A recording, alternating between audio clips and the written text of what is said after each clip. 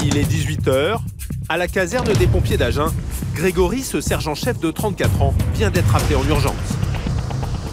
Pour cette mission, il a revêtu sa tenue rouge du GRIMP, le groupement de reconnaissance et d'intervention en milieu périlleux. Une unité d'élite, les pompiers de l'extrême, comme on les surnomme.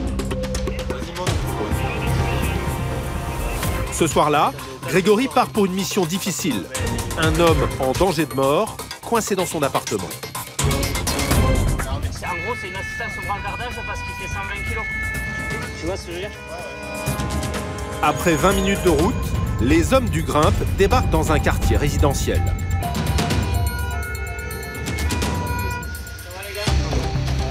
Et très vite, les pompiers comprennent que l'intervention est à haut risque. C'est la fenêtre allumée là-haut. Là, il y a les gens qui regardent. Le sauvetage doit avoir lieu au sommet de cet immeuble de 10 étages, trop haut pour la grande échelle.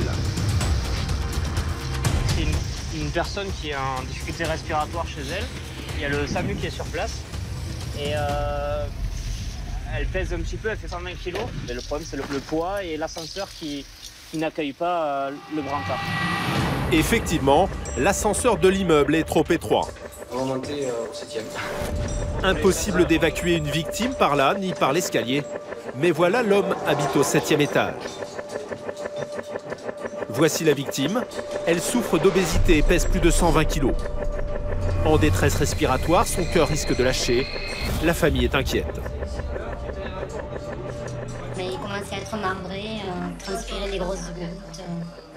Donc voilà, c'est de suite, il faut appeler les pompiers de suite, quoi. Donc ils sont arrivés très rapidement. L'homme qui n'en peut plus est soulagé de voir arriver les secours. Ils sont là, ça va mieux. Seule solution pour sauver le malade, le sortir par le balcon. Pour y parvenir, Grégory doit installer un treuil chez la voisine du dessus. Bonjour. Bonjour. On va peut-être utiliser votre appartement comme point d'ancrage, madame. Le pompier va tenter d'arrimer tout un système de cordes sur ce balcon à 30 mètres de haut.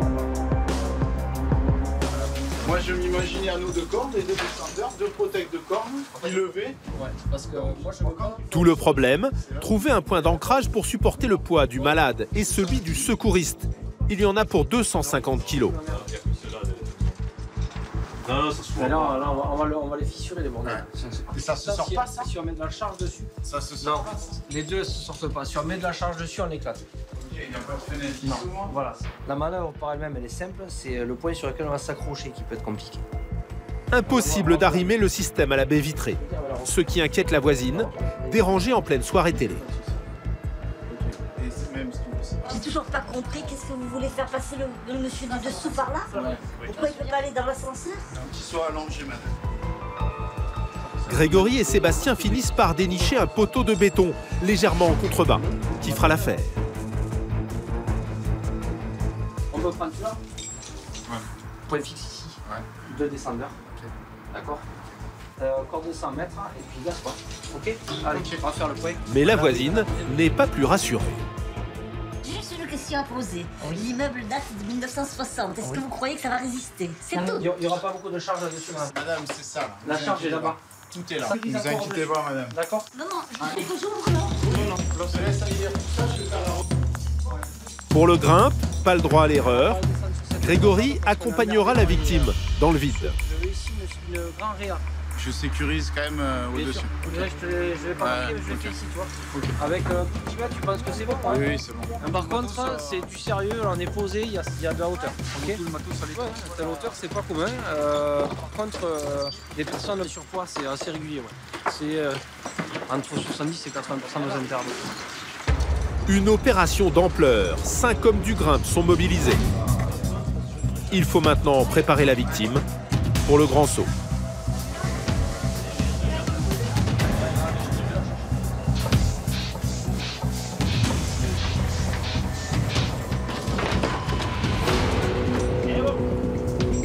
Le temps de l'amener sur le balcon, tout le monde retient son souffle. On va faire, on va lever le monsieur, vous rattraper le mou au fur et à mesure, on va le mettre en appui sur le balcon. Grégory, lui, est déjà arrimé à 30 mètres de haut. Sa vie ne tient qu'à quelques mousquetons. Ok. Allez, on lève. Plus question de reculer. Allez, à bras, ferme. Allez, ravale le mot. L'homme de 120 kg bascule dans le vide. Ravale la planche. Il est verrouille le palin. Allez, mou les gars, c'est parti. Doucement, hein. Parce qu'on va passer le... Grégory est très concentré, mais il n'oublie pas de rassurer le malade. Allez, parfait, j'ai pied au-dessus.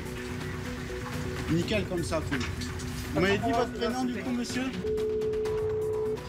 Allez, dans 2 minutes, vous êtes en bas. Top, Pouille, hein. La vitesse, parfait. Allez. Ça va? Donnez-moi la main, si vous voulez. C'est bon? En suspension, la civière frôle les balcons à la verticale. Ça va? Allez, il reste 4-5 étages. Pouille! Ouais. Elle freine plus doucement. Plus doucement les gars, plus doucement, tout doucement. Finalement, après 2 minutes de descente, Doucement les gars, doucement. 2 mètres. le pompier de l'extrême et la victime touchent enfin la terre ferme. 1 mètre. Mou rendu, victime au sol. Civière au sol. Allez, c'est bon les gars, impeccable.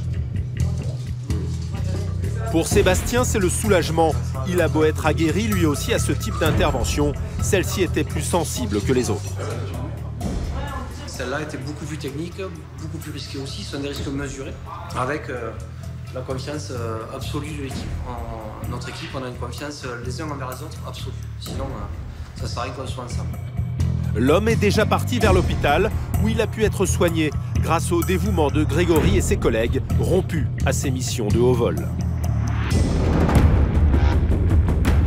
Sur les bords de la Garonne, Agen est une cité qui fleure le sud-ouest. Une ville connue pour son centre historique, ses spécialités de pruneaux et sa culture rugby. Seulement, au quotidien, c'est une agglomération de 100 000 habitants. Très attachée à ses 120 pompiers, sollicités en permanence. Bonjour madame. Qu'est-ce qui se passe du coup?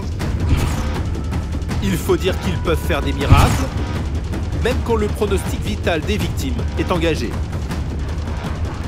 Monsieur, c'est moi les mecs. Certaines familles font même appel à eux en pleine crise, quand par exemple un enfant se retrouve pris en plein milieu d'une bagarre de voisinage.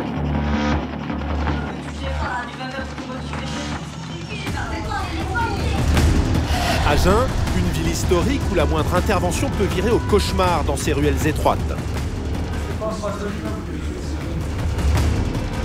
Dans ces situations, les pompiers font alors appel à des hommes en rouge, capables de déployer les grands moyens pour parer aux catastrophes. C'est le câble électrique là, qui tient tout le pilier, là, tu vois. Vu la pente, il demande qu'à tomber. Des sapeurs-pompiers qui, pour faire face à plus d'une quinzaine d'interventions par jour, doivent aussi recruter des volontaires. Allez, on attaque. Quand tu descends, si tu fais glisser, tu vas te brûler les mains. Mais pour intégrer la caserne, il faut subir un entraînement intensif. Et tu gardes ta traction, garde-la. Allez, encore, garde-la. Allez, Toto. Parmi ces recrues, vous allez faire la connaissance de Lucas, 21 ans, ce jeune pompier en plein apprentissage. Ah, ça va arracher un petit peu le nez. Comment tu t'appelles, jeune homme? Tristan. Il va vivre une semaine d'enfer dont il se souviendra longtemps.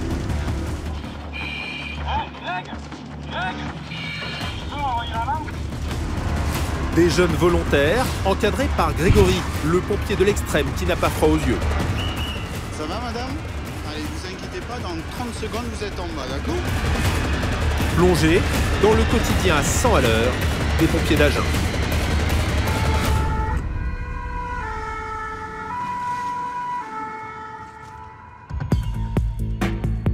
Dans cette ville conviviale, prisée des touristes, le centre-ville est un dédale de petites rues et d'immeubles souvent anciens, voire vétustes, qui peut engendrer des situations explosives.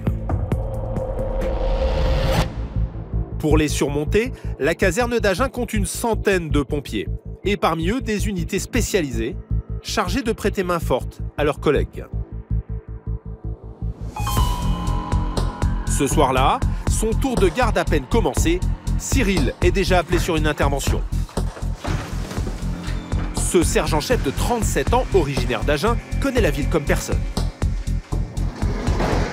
Un accident de voiture vient de survenir dans le centre. Là, on part sur un accident de la circulation sur la commune d'Agen. Une voiture seule contre un bâtiment, apparemment. Voilà, on n'a pas plus de notions. Cet accident, a priori classique, va déboucher sur une situation très complexe. Bordel. Ouais. Oui, j'y pense. Sur place, le pompier découvre cette voiture qui a heurté le mur de plein fouet. Son conducteur, blessé, est au sol. Est-ce que ça fait plus mal ou moins mal? Ça s'accentue? C'est au niveau des côtes, là? D'accord. Ce jeune militaire sortait d'un bar quand il a perdu le contrôle sur cette portion pavée. Vous savez quel jour on est, là, monsieur? On est vendredi. Ok. Et vous êtes où, là? Je suis à Alger. C'est vous qui conduisez? Oui. Ok. Qu'est-ce qui s'est passé? En gros, je suis arrivé un petit peu trop vite et je crois que j'ai tapé un peu tôt. Ah ouais. Je vais faire un maintien du bassin, on va lui allonger les jambes. Le jeune homme est blessé aux côtes. Allez, bougez pas, monsieur, on va juste vous allonger les jambes. Ok, c'est bon. Aïe! Mais Cyril découvre un autre problème. La voiture a causé de gros dommages sur l'immeuble d'en face. Elle a tapé contre la façade. Et on voit bien la façade qui est complètement explosée.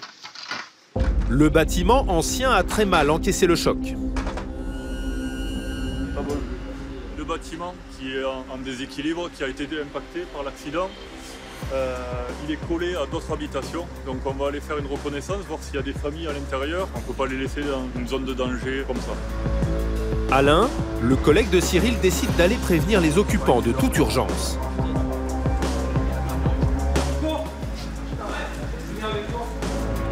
À l'étage, Alain débarque dans cet appartement où vit une dame avec ses enfants. Aussitôt, il comprend qu'il faut faire vite. Il y a une grosse fissure. C'est lézardé dans le coin tout en haut.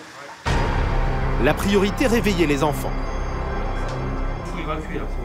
Alain craint que tout ne s'effondre en quelques secondes. Vu que la façade menace de tomber, il faut évacuer l'immeuble. Il est habité, il y a des enfants, des adultes. On va lever le doute et après on verra ce que ça va donner. En 3 minutes, la petite famille se retrouve dans la rue.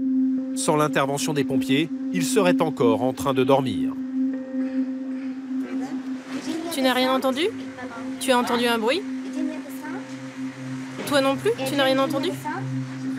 On a dû aller réveiller les enfants. Les parents avaient été réveillés par le choc, le bruit du choc. Mais voilà, on a réveillé les petits bouts et ils vont être pris en charge par la commune. Alors une question se pose. Comment un tel accident est arrivé?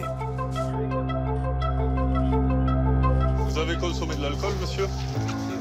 Vite fait, ouais. C'est pour le médecin, hein. C'est pas pour... on n'est pas la police, nous. Quelques instants plus tard, la police arrive justement. Et le test d'alcoolémie ne va pas plaider en sa faveur. Je vous laisse prendre l'appareil si vous pouvez. Sinon je vous le fais directement. Prenez beaucoup d'air avec la personne. C'est bon, 52. J'ai mis ça 20 grammes. Son taux serait 2 fois supérieur à la limite autorisée. Mais voilà, le banal accident de voiture est sur le point de provoquer une catastrophe en chaîne. Pour éviter le pire, Cyril a fait appel à une unité hors norme. Celle de Patrick, ce lieutenant, le patron de la cellule sauvetage déblaiement, spécialisée dans les immeubles qui menacent de s'effondrer. Si l'immeuble s'effondre, ces immeubles-là risquent d'être impactés. Et le diagnostic est inquiétant. Au fil des minutes, les fissures s'aggravent. Ah oui, là, ça s'écarte, oui, ça s'écarte. Et là, tu vois, ça y était pas, il n'y avait pas les fentes tout à l'heure. Non, mais ça va tomber, là, c'est sûr que ça va tomber. Le tout, c'est de savoir quand. Parce que là, il est hyper fragilisé, il est hyper... en plus, c'est tout des briques, tu vois, c'est des briques de façade. C'est des pierres de façade qui ont été maçonnées légèrement, en plus. Hein. Les joints sont tout petits, quoi. L'immeuble risque à tout moment de s'effondrer comme un château de cartes. Donc tout le poids de l'immeuble reporte sur cet angle ici là, qui est en train de s'effriter. Et j'ai la nette impression qu'il est en train de lâcher. L'urgence pour Patrick, couper le gaz et l'électricité dans tout le quartier. Moi, à mon avis, c'est le câble électrique là, qui tient tout le pilier, là, tu vois. Vu la pente, il demande qu'à tomber. Et les conséquences peuvent être dramatiques. Alors une cellule de crise prend le relais dans ce camion. Si s'effondre, possibilité, risque incendie parce qu'on a toujours l'alimentation électrique des 2 bâtiments concernés. Fuite de gaz, si les bâtiments s'effondrent, les conduites risquent d'être impactées, donc risque de fuite de gaz. Et augmentation et création des victimes. Ironie du sort, la mairie d'Agen avait envoyé un courrier au propriétaire quelques jours plus tôt pour faire démolir l'immeuble. Il évolue le bâtiment tout doucement, il est en train d'évoluer. Un banal accident de la route a finalement accéléré les choses. Quelques jours plus tard, le bâtiment n'est pas consolidable, la mairie le fait détruire. Les occupants, eux, ont été relogés à l'hôtel.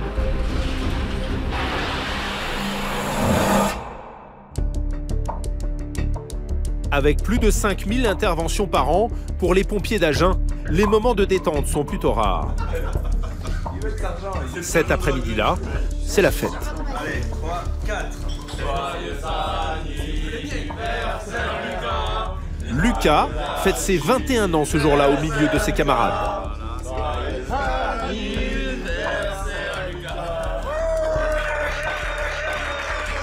Intégrer la caserne de la ville, un rêve depuis qu'il y a fait son stage de 3e à l'âge de 14 ans. Je suis tellement ému, je sais même pas quoi dire. Aujourd'hui, pompier bénévole, Lucas ne rêve que d'une chose, passer professionnel. Ce qui est attirant dans ce métier, c'est le fait de pouvoir aider les gens. Et l'adrénaline. L'adrénaline, par exemple, sur les feux, etc., c'est vraiment quelque chose de pas commun. Et ensuite, l'entraide entre collègues, c'est vraiment quelque chose qui nous lie. Et c'est pour ça qu'on se dit frères d'armes. Mais voilà, l'accalmie est de courte durée. À peine le gâteau entamé, un appel tombe sur le portable d'Astreinte. Le codis. Lucas va vivre l'une de ses gardes les plus éprouvantes. En commençant par un fléau quotidien, les accidents de la route. Sous les ordres d'Alain, ce sergent-chef de 46 ans, l'équipe fonce vers le centre-ville.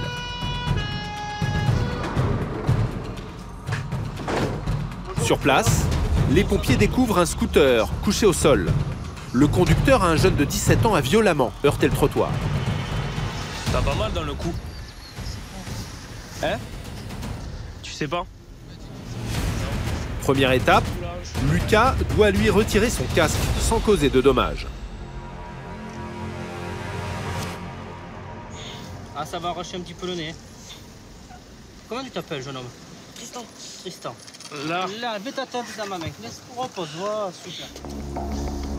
Apparemment, l'adolescent a percuté la voiture de devant qu'il suivait d'un peu trop près. Au volant, une jeune femme. Je suivais une dame en voiture qui a freiné pour tourner et le temps que je freine, j'avais le jeune derrière moi qui m'est rentré dedans en scooter et qui est tombé. Enfin, j'ai rien vu, j'ai juste entendu le choc sur la voiture qui était assez violent. Et comme j'ai vu qu'il se relevait pas, après je me suis arrêtée sur le côté pour voir ce qu'il avait. Le jeune homme souffre énormément. Si je devais donner une note à la douleur, 10 c'est insupportable et 0 t'as pas du tout mal. Entre 0 et 10, tu dirais combien? 9. À première vue, l'adolescent est victime d'une fracture du bassin. C'est plus principalement ta hanche qui te fait mal. Ouais. Ok. Du coup, quand je vois un jeune comme ça qui est au sol, c'est vraiment quelque chose qui peut nous heurter un peu plus parce que voilà, on s'y retrouve. Sans tarder, Lucas et ses collègues partent pour les urgences. Le patron que j'ai, c'est de la reconstruction exotherme. Quand soudain, le conducteur ralentit brusquement. Mauvaise surprise. Il y a notre AVP là. Oh. Ce soir, c'est la série noire. Les pompiers tombent sur un nouvel accident, quasiment le même.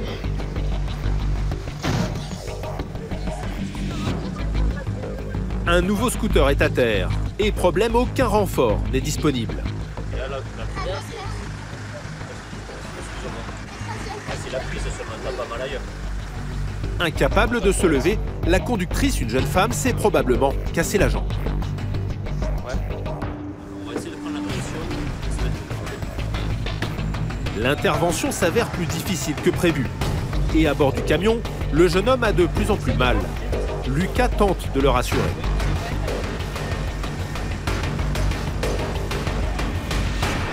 On a eu plus de chance que le monsieur à côté. Comment?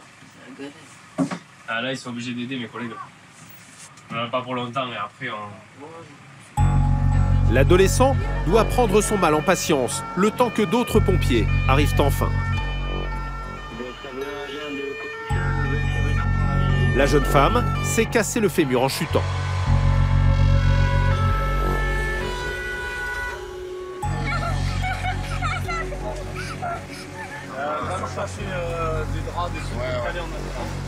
Sur son scooter, la jeune femme est arrivée trop vite à un carrefour. Cet automobiliste n'a pas pu l'éviter.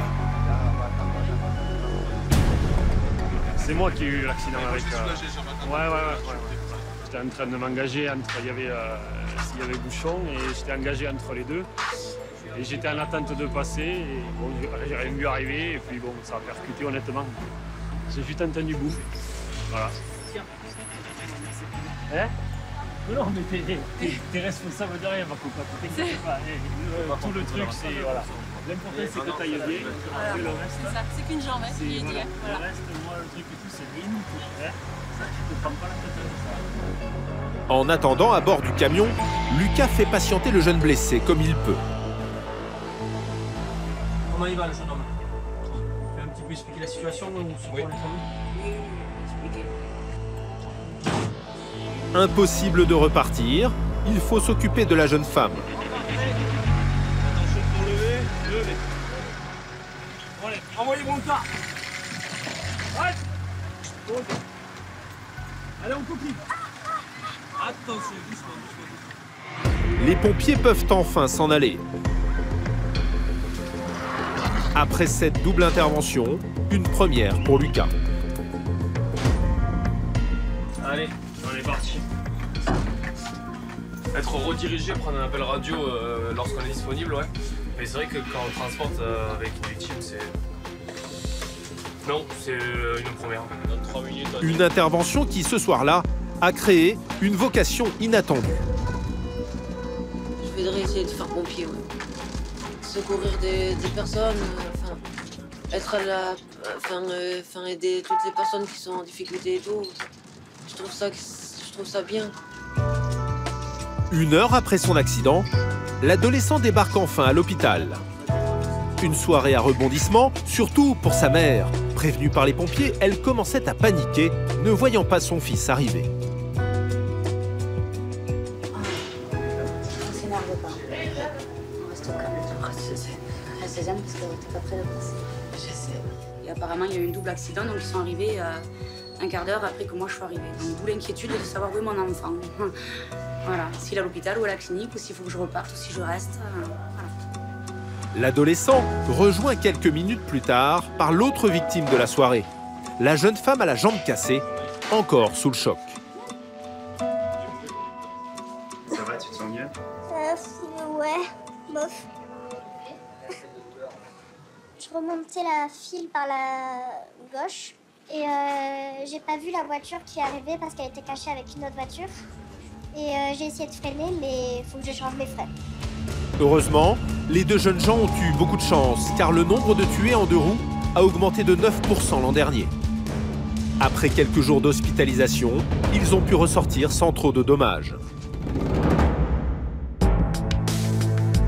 De son côté, Lucas, lui, n'en a pas fini.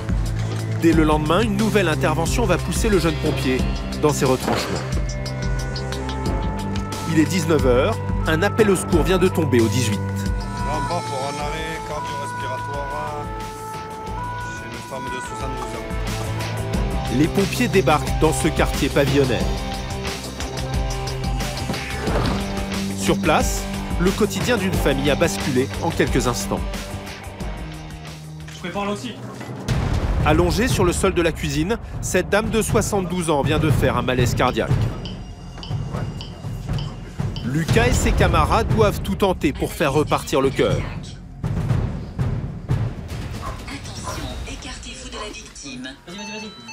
Choc délivré. Très vite, le SAMU d'Agen débarque à son tour.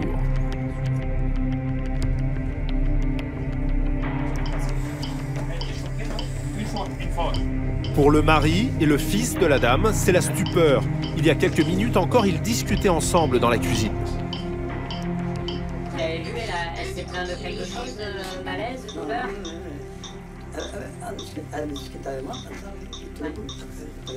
Elle a des problèmes de santé, cardiaque ou pulmonaire habituellement. Elle prend des médicaments d'habitude. La dame est désormais entre la vie et la mort. On continue à la réanimer. Pour l'instant, le cœur il n'est pas reparti. On l'a fait respirer de manière artificielle. Et puis on va voir, au moins une demi-heure. Puis après, on va voir. Une situation critique pour Lucas. Pendant plusieurs minutes, il masse la victime entre deux électrochocs. Attention, écartez-vous de la victime. Appuyez sur le bouton clignotant. Sur le choc. Choc délivré. À seulement 21 ans, le jeune pompier n'emmène pas large. La patiente, elle a 70 ans, donc ça pourrait être ma grand-mère. C'est vrai que c'est assez émouvant parce qu'on peut se dire, on peut penser aux petits enfants qui doivent avoir mon âge sûrement. Malheureusement, ces situations-là, la plupart du temps, l'issue, c'est fatal. Effectivement, dans ce genre d'attaque, le taux de survie est très faible, moins de 3%.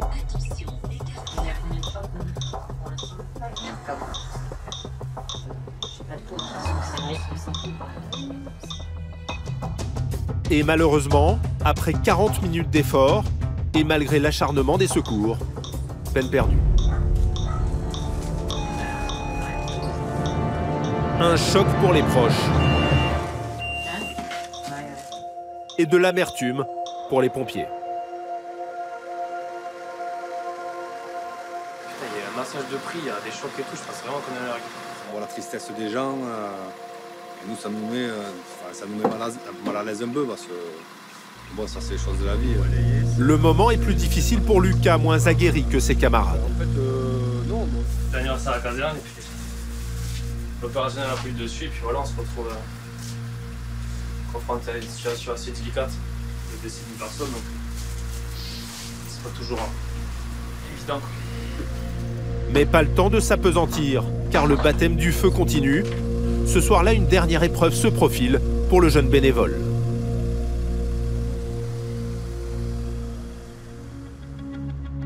À peine de retour, Lucas est rappelé en urgence. Il part avec Grégory, le pompier d'élite. On part sur quoi? Un feu de végétation avec une maison à protéger à proximité. Les incendies, c'est seulement 7% d'émissions, mais ce sont les plus dangereuses. D'ailleurs, en cours de route, mauvaise nouvelle. Il y a des flammes! À la base, on partait pour protéger la maison qui menaçait de s'embraser suite à un feu de végétation. Et puis finalement, pendant le transport, vu le premier message, la maison est totalement embrasée. Dans le camion, la tension monte. Sur place, voici la scène que découvrent Grégory et Lucas. Les flammes sont en train de dévaster cette grande propriété.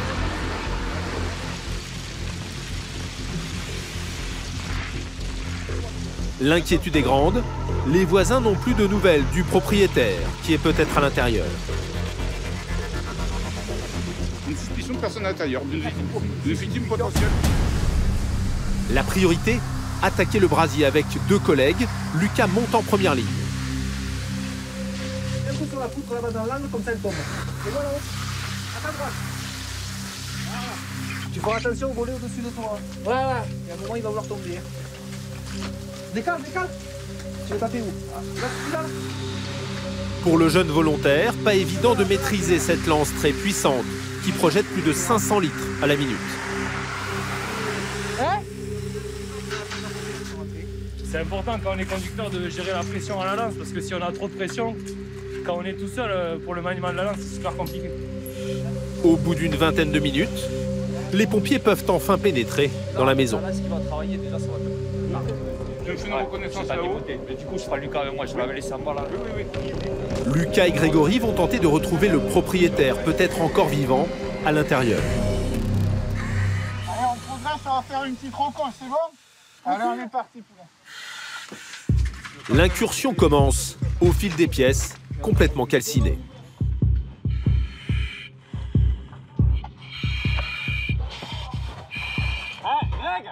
Greg, tu peux m'envoyer la lampe? La lampe? Difficile d'y voir quelque chose. Le feu a tout consumé et rapidement leurs camarades inquiets les alertent. Sortez, quand le train est écoulé. Sortez. Grégory et Lucas ont sillonné toute la maison sans rien trouver. L'inquiétude demeure. Ok, j'ai éteint, il n'y avait pas grand chose. Par contre, t'as vu l'étage au-dessus? Mais en fait, non, ça brûle pas. Par contre, il fait de plus en plus chaud. Donc là, le feu est maîtrisé. On a fait les reconnaissances dans toutes les parties. Pour l'instant, on n'a pas trouvé la victime. Heureusement, 10 minutes plus tard, le chef des pompiers reçoit une information capitale. Non, c'est certain, il n'y a personne à l'intérieur. La personne est à Flamanville, elle avait quitté le travail à 18h. C'est une info de ses parents, des parents. Voilà. Pour Lucas, c'est le soulagement. L'intervention aurait pu très mal tourner. Ce qu'on craint sur ce genre d'incendie, c'est qu'on a une notion de victime. C'est vraiment un stress supplémentaire, parce que si on ne la retrouve pas, malheureusement, c'est une personne qui va périr. Donc on a vraiment une adrénaline en plus, et c'est là où il faut faire attention, parce qu'on peut prendre des risques inconsidérés. Le propriétaire est en sécurité. En revanche, il a tout perdu. Les pompiers n'ont rien pu sauver. L'incendie a tout ravagé. On est en train de terminer les derniers refroidissements. On continue à avoir des points chauds là. D'après les premières constatations, un tableau électrique défectueux serait à l'origine du sinistre. Mais à Agen, le feu n'est pas la seule préoccupation des pompiers. La caserne de la ville est la plus sollicitée du Lot-et-Garonne. Résultat, chaque jour, c'est le balai des camions rouges. Qu'il s'agisse de porter assistance à des accidentés de la route. Où est-ce que vous avez le plus mal, si vous voulez dire? Au bassin maintenant? Ou de secourir des personnes en détresse. Au dextro, tu m'as dit quoi? Serrez-moi les mains là. Serrez-moi les mains là, monsieur. Des interventions classiques. Mais parfois, certaines situations peuvent surprendre, même les plus aguerris. Ce jour-là, justement, l'un des piliers du centre de secours va en faire l'expérience.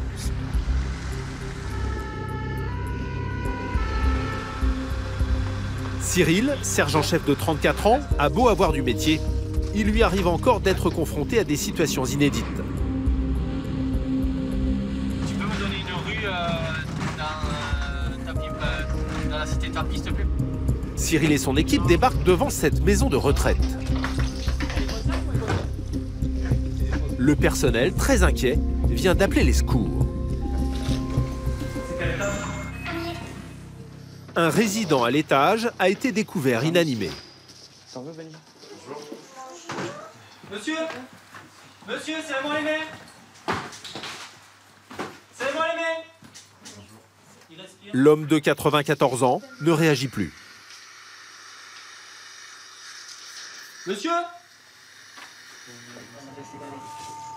Aujourd'hui, on est arrivé, il est fait comme ça. Du coup, j'ai appelé ma chef, du coup, qui est venue pareil voir. Et c'est pour ça qu'on a appelé le 15 pour avoir notre avis médical. Pour Cyril, la situation est critique. Quand soudain, la victime se met à respirer. Le retraité respire à nouveau. Il ronfle même. En revanche, il est totalement inconscient. Ouais, 12 en 30 secondes. Monsieur.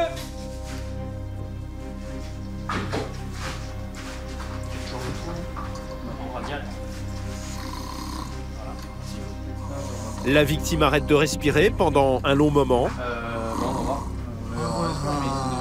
À chaque fois, son taux d'oxygène dégringole et son cœur s'emballe.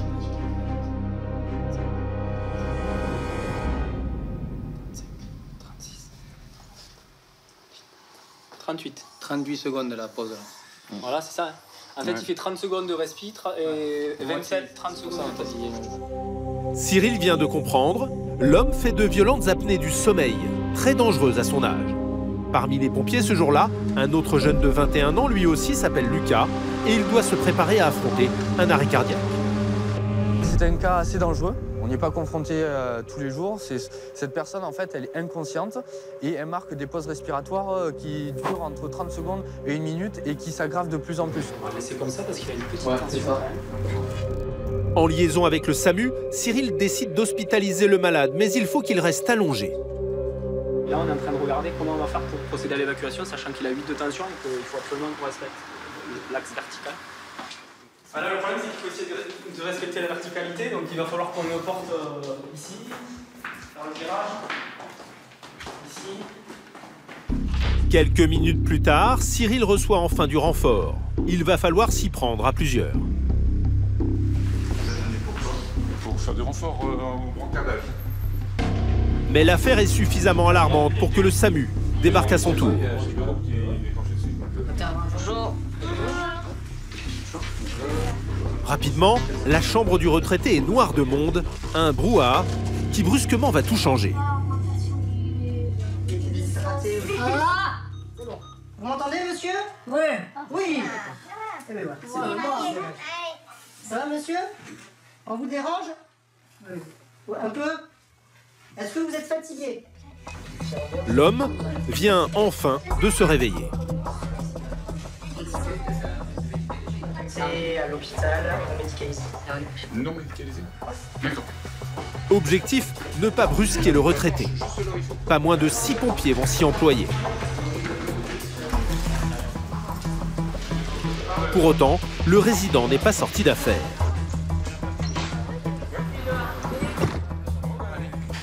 Monsieur.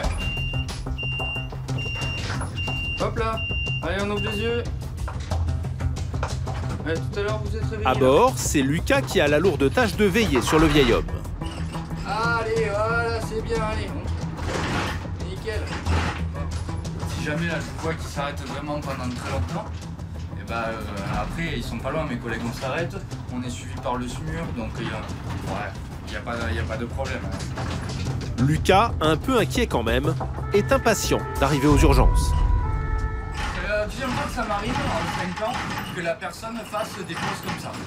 Si elle fait des pauses prolongées comme ceci, à un moment, le cœur il y en a et la personne tombe en arrêt. Mais là, il tient le coup. Monsieur. Monsieur. Ah voilà, très bien. On arrive à l'hôpital. Le retraité est aussitôt pris en charge. Il a reçu des médicaments pour soigner ses apnées du sommeil.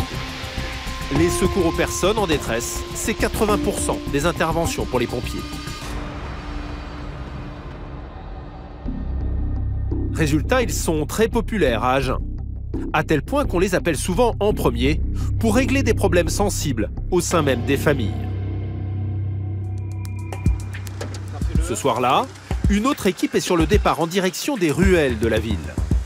Aux commandes de la mission, Jérôme. La gauche, ça va être là. La prochaine. Ce sergent-chef de 39 ans connaît bien ses quartiers. Et heureusement, car il va devoir faire preuve de maîtrise. Une soirée a dégénéré et un des convives aurait été renversé par une voiture. Il lui a roulé dessus, t'aurais pas plus d'infos. Ouais, bon, après s'il est rentré chez lui, ça va rouler vraiment. Les pompiers découvrent une famille sous tension. Bonjour, rentrez. Vous prenez le grand, mais il y a le bébé, il a été frappé de 7 mois. Dans l'appartement, c'est la confusion. Un homme est en colère. Me touchez pas, là, dis-moi un peu que moi tu fais.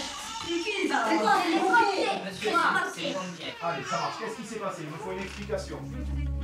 Lors d'une dispute familiale, un proche aurait frappé son bébé de 7 mois. Le père est à cran. Et lui, il s'est interposé parce que la femme de notre frère, elle a tapé mon petit garçon de 7 mois, donc ça l'a fait bien. Un couple aurait porté un coup au bébé avant de prendre la fuite en voiture. Le père aurait tenté de s'interposer dans la rue. Il s'est mis au milieu, il voulait les arrêter pour essayer de comprendre des choses.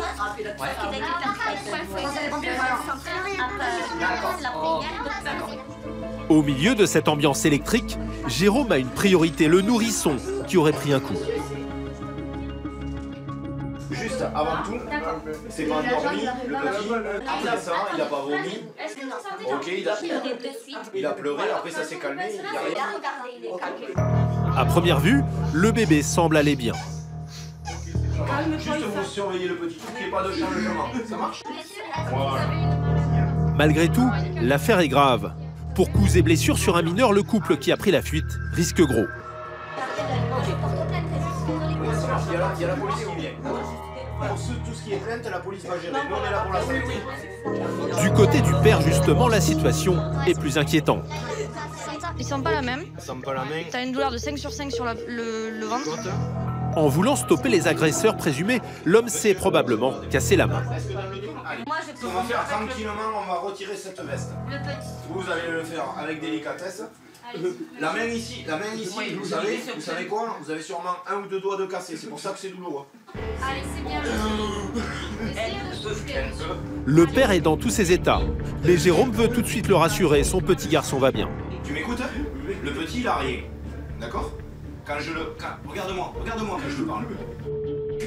Regarde-moi là, ça marche? Quand je le touche comme ça, il me fait des risettes, ça va. D'accord? Il a un petit coup, il n'y a pas de changement de ça. Il n'y a pas de... Voilà. Non mais ça je suis d'accord. Mais par contre, il faut que ce soit bien clair, le petit il a rien. Ok? On va le transporter, il y aura un petit contrôle. Là pour l'instant, le souci d'état de santé, c'est le tien. Pour Jérôme, il faut le faire examiner par un médecin. Allez, monsieur, courage, ça va. Direction les urgences d'Agen. Enfant de 7 mois en cours de bilan également. Moyen SP engagé suffisant, police sur les lieux à vous parler. On était bien tendu, quoi. Il y avait de l'excitation. Ce qui est important, c'est de prendre les débats à son compte, pas hausser le ton, pas envenimer les choses, surtout pas aggraver la situation. Une situation d'autant plus tendue quand un enfant si jeune est impliqué. L'enfant, il a rien, c'est important, hein, parce que bon, moi-même, j'ai une petite de 18 mois, donc on n'aime pas trop ces interventions-là. On ramène souvent à nos propres familles. Pendant ce temps, dans le camion, la femme tente de calmer son mari. Toi, tu restes tranquille, tu sais examiner. On est tous là. Il a beaucoup pleuré, mais je pense que c'est beaucoup les cris, c'est beaucoup tout ce qui s'est passé autour de lui. Et il n'a pas l'habitude. En moyenne, Jérôme et ses camarades interviennent 1 fois par semaine sur des violences familiales. Même s'il est rare de tomber sur un enfant pris au milieu de la mêlée. Inéluctablement, ça joue sur l'affectif. Après, il faut quand même rester dans son cadre. Il a besoin de nous, que ce soit l'enfant ou l'adulte, il a besoin de nous, donc on doit rendre le meilleur boulot qu'on peut là-dessus. C'est pas les interventions que je préfère avec les enfants, mais néanmoins, ça font partie du boulot. Arrivé à l'hôpital, le père de famille, lui, est toujours sous le choc. Je m'inquiète pour mon fils. On n'a jamais levé la main sur le petit, il faut que... Pas quelqu'un qui va lever la main sur mon fils gratuitement. 1, 2, 3. Allez, bon courage, monsieur. Bon courage. Finalement, le père de famille ressortira avec plusieurs fractures à la main et à la jambe. Avec sa femme, ils ont porté plainte contre le couple qui les aurait agressés. Quant au bébé, plus de peur que de mal. Après un rapide examen, il a pu repartir chez lui. Les violences familiales, des interventions parmi beaucoup d'autres pour les pompiers. Des professionnels de l'urgence qui doivent tout faire pour tenir le coup. Pour cela, il y a un rituel quotidien. Ce matin, c'est Grégory, le pompier d'élite, qui s'en charge. Allez, c'est parti. On va aller faire la séance d'activité physique. On va aller voir le thème ce matin. Au programme, séance de sport pour la quinzaine de pompiers présents. Allez, on attaque? Parmi eux, un tiers de volontaires. Des bénévoles qui, en plus de leur métier, viennent prêter main forte aux professionnels. Et comme ils assurent les mêmes missions, ils doivent s'entraîner au même rythme. Premier atelier. Atelier de pompe avec medicine ball. Donc vous mettez face à face, le ballon opposé, d'accord? Donc elle main droite, moi main droite. une pompe et on transfère le ballon. Des séances auxquelles Grégory tient beaucoup pour la cohésion de ses équipes. Et là, je viens complexifier. C'est un métier où 3, on travaille en équipe, 4, 5. Où il y a une remise en question individuelle qui est importante. 5. Allez Toto, lâche pas. Des entraînements à la dure. Pourtant, à tout moment, il faut se tenir prêt à partir sur une nouvelle intervention. Je crois que c'est nous. Ouais. Qu'est-ce qui se passe? Il y a un petit départ VSAV, mais ça, c'est le lot de toutes les séances de sport chez les pompiers. Tout ce qu'on fait dans la journée, c'est entrecoupé de sorties en intervention. Donc, faut juste s'y habituer. Et justement, Grégory est appelé en renfort dans la banlieue de la ville. On part avec le véhicule Grimpe. On est demandé par l'ambulance de Nérac, une petite commune à côté d'Agen, pour évacuer une personne par l'extérieur. Le pompier débarque dans ce petit village pittoresque. Une retraitée habite cet immeuble à droite. Si le spécialiste est appelé en renfort, c'est que le SAMU, déjà sur place, a un sérieux problème. Donc c'est par là où on va la sortir. Au-dessus, c'est habité? C'est la même maison. C'est la même maison. La dame est à l'étage, sur son lit, et elle souffre horriblement. Toute manipulation est douloureuse. Une heure plus tôt, la retraitée a fait un malaise et s'est brisé la jambe. Équipier, êtes-vous prêt? Prêt. Attention pour lever, levez. Posez. Ça a été? Très bien. Je vous tiens la jambe, madame. Le SAMU et une première équipe de pompiers la préparent pour un départ aux urgences. Super. Qu'est-ce qui s'est passé en fait? J'ai eu un vertige et je suis tombée au pied du lit là. Et je me suis affalée, je ne sais pas comment, j'ai cogné partout. Je ne sais pas ce qui s'est passé. J'ai pu m'asseoir sur le bord du lit et attraper le téléphone pour avertir mon fils, quoi. Seulement, il y a un gros souci. Sur le palier, Grégory est préoccupé. On est demandé parce que l'escalier est vachement étroit et du coup pour sortir la victime, la brancarder dans l'escalier, c'est très très compliqué pour eux. Impossible de passer le brancard par l'escalier, trop étroit. Non, mais on aimerait avoir accès à la fenêtre juste au-dessus. Grégory monte à l'étage. Il a une idée en tête. C'est quoi comme mur ça, ça serait parfait. Ok. Il va falloir brancarder la vieille dame par la fenêtre, à 4 mètres, au-dessus du sol. Bon, on va laisser je me sors. Je te laisse la place. Tac, tac. Tac, juste en dessous. Ok. Allez, on va s'équiper. On va la lever, il faudra juste aider, on la met au vide, on la descend. C'est pas rare, hein. on en fait de plus en plus hein, des personnes évacuées par l'extérieur. Mais c'est sûr qu'on ne fait pas ça toutes les gardes. Au deuxième étage, Grégory installe son ingénieux système de sangles et de poulies solidement attachées à cette poutre. Ok, je la laisse là alors. La dame est au premier étage et on utilise le deuxième étage comme point d'ancrage pour pouvoir y mettre une poulie juste au-dessus du premier étage et utiliser cette poulie pour lever la victime et la descendre jusqu'au brancard. Au bout d'une demi-heure, l'opération peut débuter. Ok, pas de souci. La vieille dame est amenée au bord de la fenêtre où Grégory l'attend harnaché. La retraitée, un peu impressionnée par ce dispositif, avec une dizaine de personnes autour d'elle. Bonjour madame. Bonjour monsieur. C'est lui qui va vous faire la cascade. Ah là là. C'est moi qui m'occupe du manège. Vous allez voir, vous n'allez pas le sentir passer. C'est tout en douceur. Tout en douceur. Ouais. À l'extérieur, un treuil commence à tirer sur la corde. Allez-y, allez-y, allez-y. Une opération dirigée à coups de sifflet. Ça va madame? Allez, vous inquiétez pas, dans 30 secondes vous êtes en bas, d'accord? Ah, ça va. Vous avez une jolie vue là. Vous avez la plus belle vue de Nérac là, madame. Sans à-coup, la retraitée passe par la fenêtre. Ok, c'est bon pour moi. Allez, mou les gars, mou. Allez madame, on descend tranquillement. Tout va bien? Gardez les yeux fermés. Quelques instants plus tard, la dame arrive à bon port. Ouais, approchez le brancard. Allez, Bon, ça va? Bon, on est descendus ensemble du coup.